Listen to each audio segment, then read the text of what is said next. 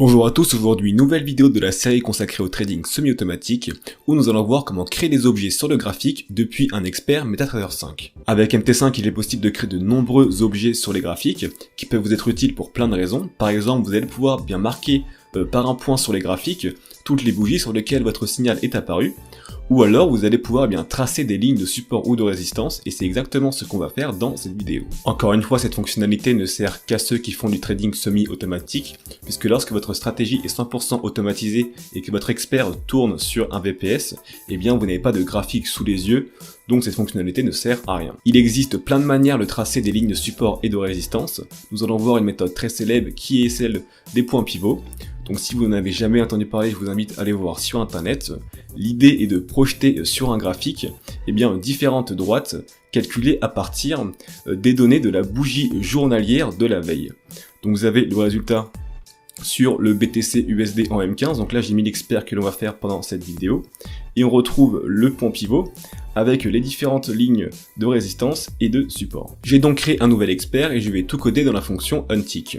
Je vais donc commencer par calculer les différents pivots. J'initialise donc 5 variables et je récupère ma bougie journalière précédente grâce à la fonction copyWeights. Après avoir récupéré ma bougie journalière précédente, je peux calculer mon point pivot avec les deux résistances et les deux supports. Maintenant que j'ai mes pivots, je vais tracer les lignes horizontales correspondantes. Donc pour créer un objet en MQL5, il faut faire appel à la fonction object_create. Je vous invite vraiment à aller voir la doc, vous pouvez faire beaucoup de choses avec les objets en MQL5 et on n'aura pas le temps de tout voir dans cette vidéo. Donc la fonction object_create, elle prend au minimum 6 arguments. Tout d'abord, il faut préciser l'ID du graphique sur lequel nous souhaitons créer l'objet. Donc bien souvent, nous allons mettre 0 pour préciser que l'on souhaite créer un objet sur le graphique sur lequel a été mis l'expert.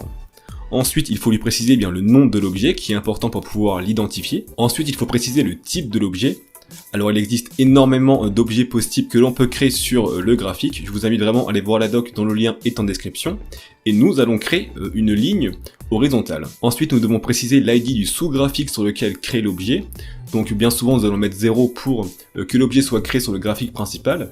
Mais si par exemple, vous voulez créer un objet sur un sous-graphique comme un oscillateur, vous allez mettre une sub-window différente. Maintenant, je dois préciser le daytime de la bougie sur lequel créer l'objet. Donc moi, je vais créer une ligne horizontale, donc la valeur sera la même sur toutes les bougies, donc je peux mettre 0.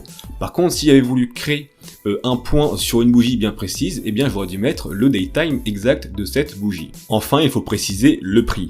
Donc il faut voir ces deux derniers arguments comme les abscisses et les ordonnées de mes objets sur les graphiques.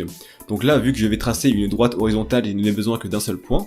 Mais si j'avais voulu une diagonale avec l'objet de type trend, j'aurais dû encore préciser au minimum 2 points, et donc rajouter encore un daytime, et rajouter une nouvelle valeur du prix. Maintenant, je vais répéter l'opération pour les 4 derniers points. Je vais maintenant changer la couleur de ces droites, car par défaut, elles sont toutes rouges. Je fais donc appel à la fonction object_setInteger, qui s'appelle après avoir créé les objets, et qui prend 4 arguments. Tout d'abord, encore une fois, l'ID du graphique sur lequel modifier l'objet.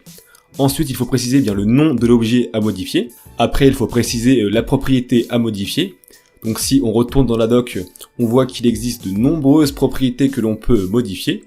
Et donc nous allons modifier la couleur. Enfin, il faut donner en argument la nouvelle valeur de la propriété. J'applique donc la couleur bleue à mon point pivot. Je réitère l'opération pour les 4 dernières droites.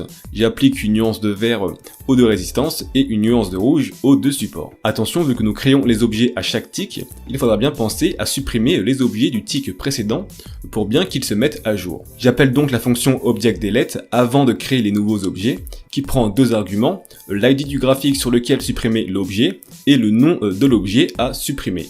Maintenant le code est fini, je compile et je vais tester en backtest. J'ai lancé l'expert sur l'EURUSD en M15 et vous voyez bien que les différents points pivots sont tracés et sont mis à jour quotidiennement. Voilà, c'est la fin de cette vidéo, j'espère qu'elle vous a plu. Je vous rappelle que tout le code que j'écris est disponible sur GitHub, dont le lien est en description. Pour ne rien rater, je vous invite à vous abonner à ma chaîne YouTube ou alors à me suivre sur Instagram.